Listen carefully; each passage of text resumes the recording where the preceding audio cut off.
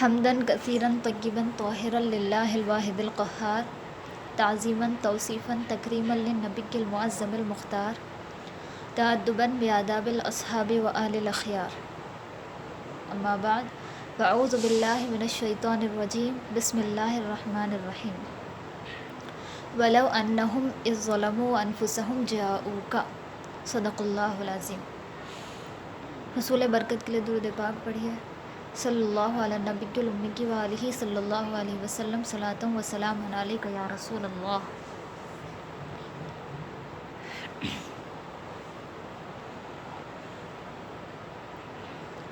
حج ہی سے ریلیٹڈ ہمارا عنوان چل رہا ہے۔ ہمارے استاد محترم کا لکھا ہوا ایک سلام ہے: شفیع محشر حبیب داور درود تم پر سلام تم پر، جس کو آپ نے پڑھا بھی ہے۔ اسی کا ایک شعر ہے: خدا کا فرمان ہے کہ جاؤ گناہ گاروں نبی کے در پر۔ خدا کا فرمان ہے کہ جاؤ گناہ گاروں نبی کے در پر۔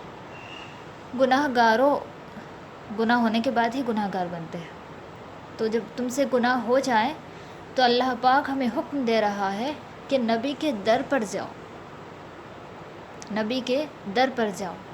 ابھی خطبے کے بعد جو آیت کریمہ میں تلاوت کی ہوں، وَلَوْ أَنَّهُمْ إِذْ ظَلَمُوا أَنفُسَهُمْ جَاءُوكَ، اسی آیت کے تحت یہ شعر لکھا گیا ہے، اسی آیت کے تحت لکھا گیا ہے۔ اس کو اور بھی آسانی سے سمجھ سکتے ہیں۔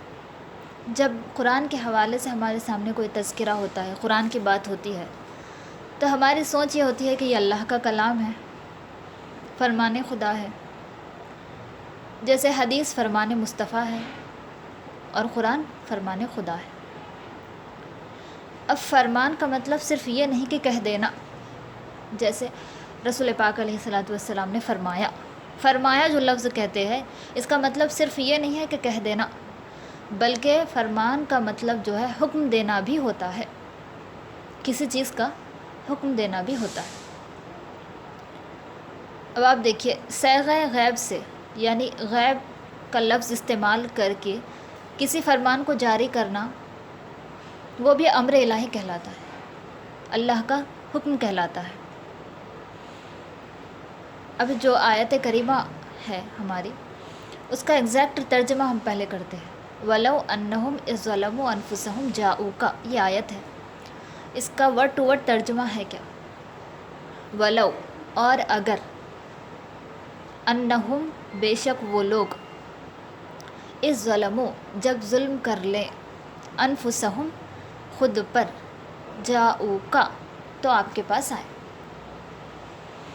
اگر وہ لوگ خود پر ظلم کر لیں تو آپ کے پاس آئے، یہ اللہ کا فرمان ہے۔ تو آپ دیکھیے اسی شعر سے جڑ رہا ہے، خدا کا فرمان ہے کہ جاؤ گناہ گاروں نبی کے در پر، اور اللہ کیا فرما رہا ہے؟ اگر خود پر ظلم کر لے تو نبی کی بارگاہ میں آ جاؤ، میرے محبوب کی بارگاہ میں آ جاؤ۔ اب اس میں اگر ہم دیکھیں گے تو ظلم جو ہے یہ بھی غائب کا صیغہ ہے، غائب ہے، حاضر نہیں ہے اور نہ ہی مستقبل ہے۔ اور جاؤ کا یہ بھی غائب کا صیغہ ہے، لیکن اگر ہم غور کریں گے تو اس کا پہلا لفظ ہے لو، ولو، لو، جس کا مطلب ہوتا ہے اگر، لو کا مطلب ہوتا ہے اگر، تو یہ لو جو ہے استمراری ہوتا ہے، یعنی ہمیشگی کو، کنٹینیوٹی کو یہ پسند کرتا ہے، صرف مقید نہیں رہتا، ہمیشگی کو پسند کرتا ہے۔ جیسے قرآن پاک ہی میں ہم دیکھیں گے، اللہ پاک نے فرمایا فَإِن لَّمْ تَجِدُوا مَاءً فَتَيَمَّمُوا، اگر تم پانی نہ پاؤ تو تیمم کرو۔ شرط کیا ہے؟ یہ جملہ شرطیہ ہے، ان جیسا اگر کے معنی میں ہے، لو بھی اگر کے معنی میں۔ تو فَإِن لَّمْ تَجِدُوا مَاءً، اگر تم پانی نہ پاؤ، فَتَيَمَّمُوا، تو تیمم کرو۔ تب یہ صرف جب یہ آیت نازل ہوئی ان لوگوں کے لیے ایسا نہیں ہے، کیونکہ لفظ ان نے بتا دیا کہ یہ حکم جو ہے قیامت تک کے لوگوں کے لیے، جب جو جہاں جیسے پانی کو نہ پائے گا اس کے لیے تیمم کرنا ہے۔ اگر پانی نہ پاؤ تو تیمم کر۔ تو اب قیامت تک کے لوگوں کے لیے یہ حکم ہے کہ جب جو جہاں پانی نہ پائے تو وہ جو ہے تیمم کرے۔ اب اسی طرح وَلَوْ أَنَّهُمْ إِذْ ظَلَمُوا، اگر تم اپنی جانوں پر ظلم کر بیٹھے جاؤکا تو آپ کی بارگاہ میں آئے. جیسے پانی نہ پائے تو تیمم کرنا، اگر پانی ہے تو تیمم نہیں کرنا، وضو کرنا. اسی طرح اگر اپنی جانوں پر ظلم کر بیٹھے تو نبی کی بارگاہ میں آئے. تو یہ لو جو ہے استمراری ہے، اور یہ جو ہے انتظار کا احتمال رکھتا ہے، وقوع کا احتمال نہیں رکھتا. ابھی کام واقع ہو جانا اس کا احتمال نہیں رکھتا. وہ اگر ظلم کر بیٹھے تو جانا، جیسے اگر پانی نہ پائے تو تیمم کرنا. تو یہ جو ہے انتظار کو پسند کرتا ہے، انتظار کا احتمال رکھتا ہے، اور لوازمات کا احتمال رکھتا ہے، لوازمات وقوع کا احتمال رکھتا ہے. اگر ظلم تم نے اپنی جانوں پر کر لیا ہے تو نبی کی بارگاہ میں آؤ. تو یہ مقید نہیں ہے، یہ صرف گزرے ہوئے زمانے یا غائب والوں کے لیے ہے، جو ماضی میں گزر چکے ان کے لیے ہے، ایسا نہیں، بلکہ یہ حکم بھی قیامت تک کے لوگوں کے لیے ہے. جیسے تیمم کا حکم ہے ویسے ہی یہ بھی حکم ہے. تو اللہ پاک نے کیا فرمایا؟ ظلم کر لیں.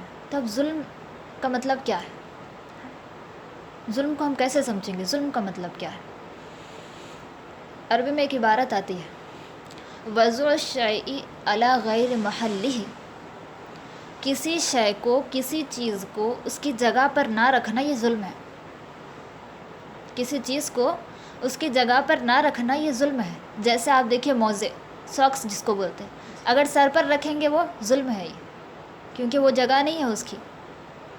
اور دوپٹہ ہم استعمال کرتی ہے جو سر پہ اوڑھنے کی چیز ہے، اگر اس کو پاؤں میں رکھیں گی تو یہ ظلم ہے، کیونکہ دوپٹہ سر پہ رہنے کی چیز ہے نا. تو اس کے مقام کو بدل دیا تو یہ ظلم ہے. کسی چیز کو اس کی جگہ، اس کی اصل جگہ پہ نہ رکھنا یہ ظلم ہے. اور اللہ پاک آگے کیا فرما رہا ہے؟ اذ ظلموا انفسہم، جب تم خود پر ظلم کر لو.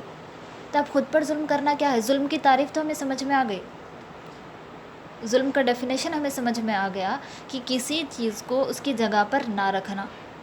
جیسے اگر ہاتھ میں کی چوڑیاں ناک میں اگر لگانے لگے تو پھر یہ بھی ظلم ہے، کیونکہ چوڑیوں کی جگہ ہاتھ ہے، ناک نہیں ہے. تو اللہ پاک فرما رہا ہے اگر تم خود پر ظلم کر لو. اب خود پر ظلم کرنا کیا ہے؟ ہمیں یہ دیکھنا ہے خود پر ظلم کرنا کیا ہے. پہلے ہم اپنے سارے اعضاء کو، سارے اپنے پارٹس جتنے بھی ہیں، باڈی پارٹس، اس کو پہلے ہم اپنی ذہن میں لائیں گے، پھر ہم غور کریں گے کہ ہم خود پر ظلم کیا کر رہے ہیں.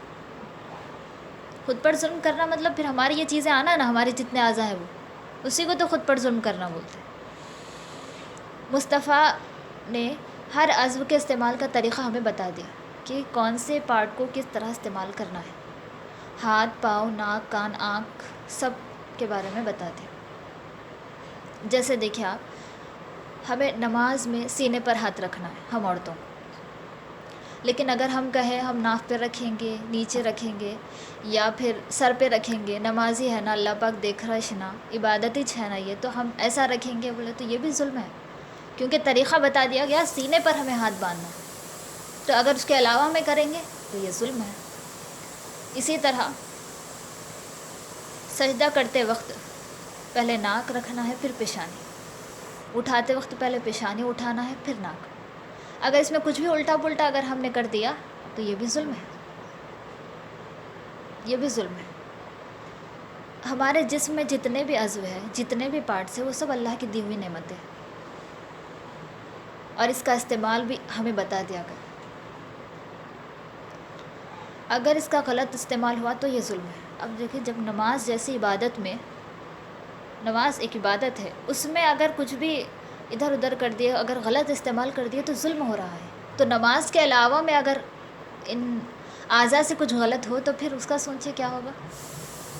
عبادت میں اگر کچھ الٹا پلٹا ہو گیا اپنے اعضاء سے تو یہ ظلم ہو گیا ہے نا. ہاتھ جہاں رکھنے کی چیز ہے، ہمیں سینے پر رکھ کر پڑھنا ہے، تو ہم کیا کر رہے ہیں دوسری جگہ، تو یہ ظلم ہو گیا نا. تو نماز جیسی عبادت میں ان لوگوں کا صحیح استعمال نہ کرنا یہ ظلم ہوا. تو نماز کے علاوہ اگر صحیح استعمال نہیں ہوگا تو پھر اس کا کیا عالم ہوگا.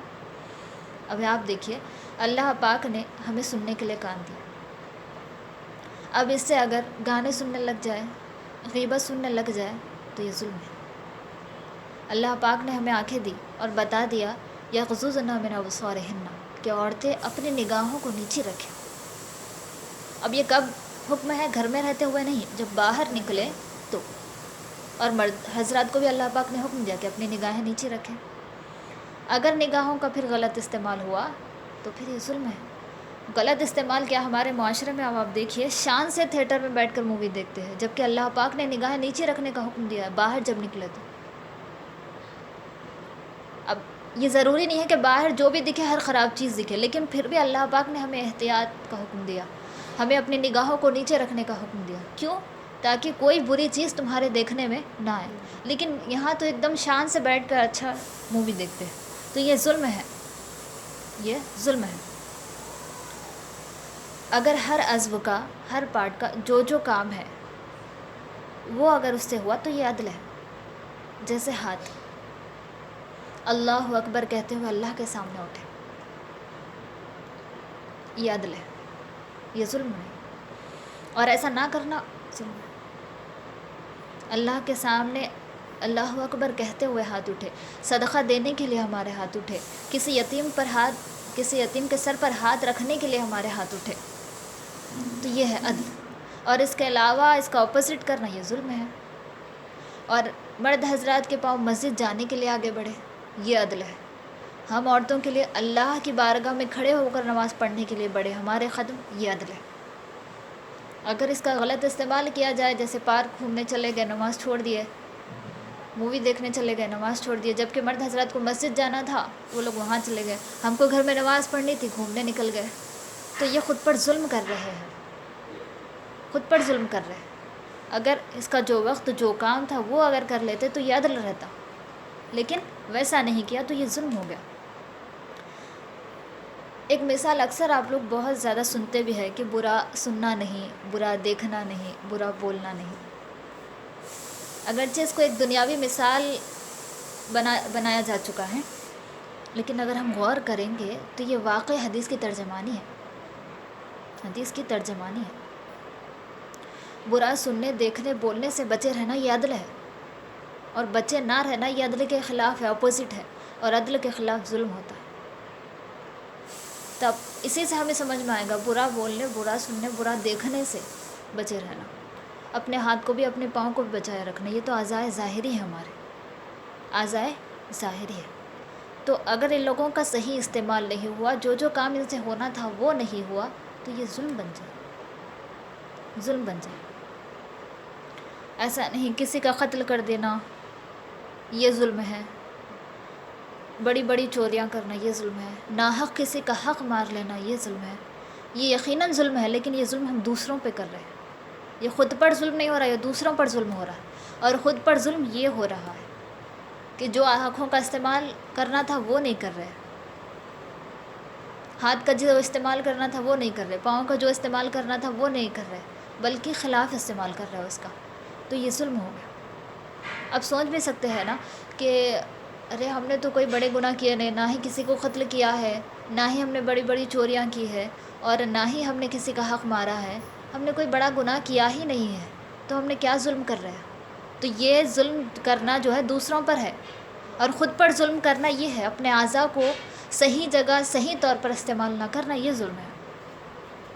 اب یہ تو اعضائے ظاہری ہے، اعضائے ظاہری ہے. اب اعضائے باطنی کا ہمارا پھر کیا حال ہوگا؟ اعضائے ظاہری سے اتنے گناہ ہو رہے ہیں کہ ہم بچ نہیں پا رہے اس سے. اعضائے ظاہری سے اتنے گناہ، اتنا ظلم ہم خود اپنے اعضاء پر کر رہے ہیں کہ ہم خود بچ نہیں پا رہے اس سے. تو پھر اعضائے باطنی کا پھر کیا عالم ہوگا؟ اللہ پاک نے فرمایا اذ ظلموا انفسہم. اب سمجھ میں آ گیا ہمیں کہ جب خود پر ظلم کر لو، یعنی یہ سب بھی اگر تم کر لے تو میرے محبوب کی بارگاہ میں آ جاؤ. در مصطفیٰ پر گناہوں کی مغفرت ہوتی ہے، در مصطفیٰ پر گناہوں کی تلافی ہوتی ہے، اور یہی فرمان الہی ہے. خود پر ظلم کر لے، آؤ میرے محبوب کی بارگاہ میں. نبی پاک کا جو روزہ ہے یہ مغفرت کا مرکز ہے، یہ ہمارا کہنا نہیں بلکہ اللہ پاک کا کہنا ہے. اللہ پاک پوری آیت کریمہ اب آپ دیکھیے وَلَوْ أَنَّهُمْ إِذ ظَّلَمُوا أَنفُسَهُمْ جَاءُوكَ، اگر وہ لوگ اپنے خود پر ظلم کر لے تو آپ کی بارگاہ میں آ جائے.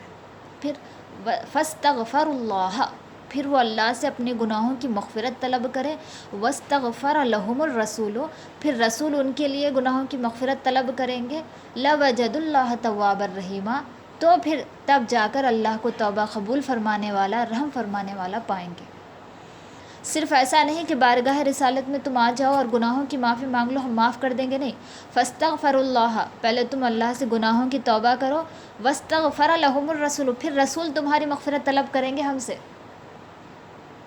پھر رسول بھی مغفرت طلب کریں گے، لوجد اللہ توابا الرحیمہ، تو اللہ کو توبہ قبول کرنے والا، رحم فرمانے والا پاؤ گے۔ یہ اللہ کا فرمان ہے۔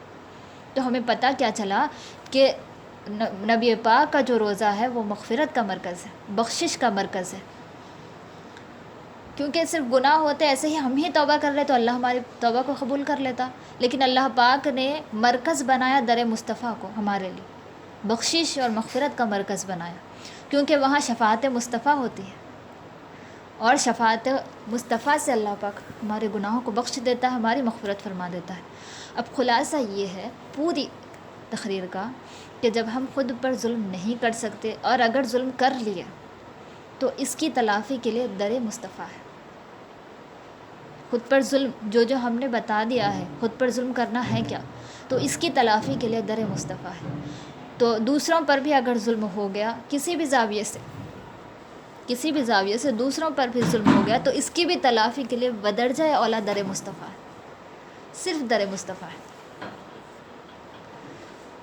اب در مصطفیٰ کے لیے کیا حجاج ہی خاص ہے، حج کرنے والے ہی خاص ہے صرف، اور اگر انڈیا والے گناہ کریں گے تو پھر کیا کریں گے، کیسے کریں گے؟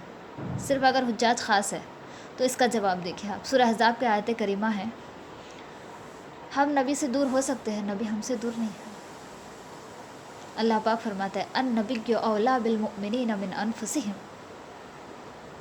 نبی جو ہے مومنوں کی جان سے زیادہ قریب ہے، مومنوں کی جانوں سے زیادہ نبی قریب ہے۔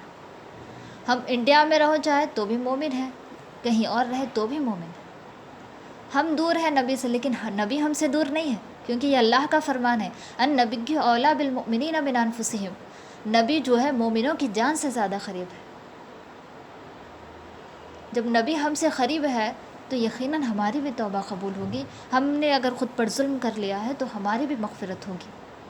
ہم اگرچہ دور ہے، اب حج کرنے والے حضرات اب چلو وہ جا سکتے ہیں در مصطفیٰ پہ، سب کر سکتے ہیں، ہم اگرچہ دور ہیں لیکن نبی ہمارے قریب ہے، ہم بھی مغفرت طلب کر سکتے ہیں۔ حاجیوں کو خصوصاً یہ موسم حج ہونے کی بنیاد پر میسج ہے، اور ہم سب کو اور انڈیا والوں کو یا پھر دیگر مقامات والوں کو عموماً یہ میسج ہے کہ زندگی میں کبھی بھی کوئی بھی کہیں بھی ظاہری ہو باطنی ہو جو بھی گناہ سرزد ہو جائے تو اس گناہ کی سرزدگی کو ختم کرنے کے لیے در مصطفیٰ ہے۔ کبھی بھی کسی بھی مرحلے میں زندگی کے کہیں بھی کسی بھی زاویے سے اگر ہم سے گناہ ہو جائے تو اس کی تلافی کے لیے در مصطفیٰ ہے۔ کوئی گناہ ہم سے سرزد ہو جائے تو اس کی سرزدگی کو ختم کرنے کے لیے در مصطفیٰ ہے۔ تو اب واقعی جو ہے سمجھ چکے ہوں گے ہمارے اس میسج کو۔ اللہ پاک سے دعا ہے کہ اللہ پاک ہمارے اس درس کا اپنے محبوب پاک صلی اللہ تعالیٰ علیہ وسلم کے وسیلے سے قبول فرمائے۔ مولا اس میں عمدن یا سہون جو بھی چوک ہوئی ہے اپنے حبیب کے صدقے میں معاف فرما۔ اللہ پاک ہمارے علم میں عمل میں اضافہ فرما۔ اللہ پاک ہمیں بھی جو ہم نے خود پر آج تک ظلم کر لیا ہے مولا، سچی توبہ کر کے تیرے محبوب کی بارگاہ میں ہمیں مغفرت حاصل کرنے کی توفیق عطا فرما۔ اللہ پاک یہ اسلامی سال کا آخری مہینہ ہے مولا، ہمیں اس کی خوب برکتوں اور رحمتوں سے مالا مال فرما۔ اپنے حبیب کے صدقے میں ہماری دعاؤں کو قبول فرما، جو چوک ہوئی ہے مولا اس کو معاف فرما۔ استغفر اللہ ربی من کل ذنب واتوب الیہ، استغفر اللہ ربی من کل ذنب واتوب الیہ، استغفر اللہ ربی من کل ذنب واتوب الیہ، لا الہ الا اللہ محمد الرسول اللہ صلی اللہ تعالیٰ علیہ وسلم۔ السلام علیکم ورحمۃ اللہ وبرکاتہ۔